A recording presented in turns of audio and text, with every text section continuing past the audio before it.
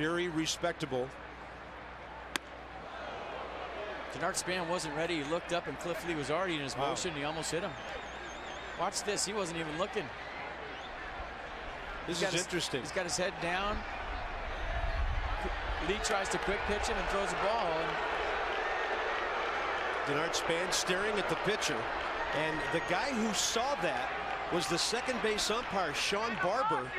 He came in onto the infield grass about 50 feet behind Cliff Lee. You could see Denard Span and Carlos Ruiz having words. You could almost read his lips saying that's messed up. That'll get one run home. Good at bat by Denard Span. It's a 3-2 game. So Span checks in. Here we go.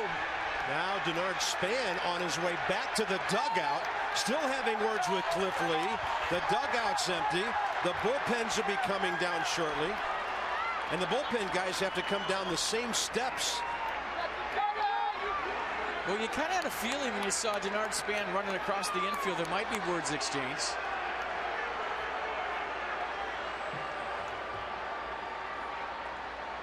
Here come some more players out of the Phillies clubhouse that are late to the party. I just saw three guys come out and I'm like, where were they? They were eating.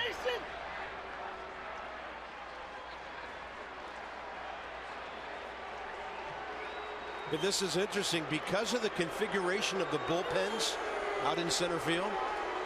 The Nats have to come down some stairs and basically join the Philly relievers coming out. So all the umpires now near Cliff Lee. We'll see if some warnings have been issued. I mean, if there's warnings. They're all walking back together. I understand what Denard Span was frustrated about. I understand what Cliff Lee was doing. He was trying to steal a strike.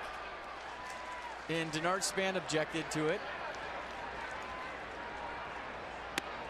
And I think Denard not being ready was more scared than anything from a safety issue.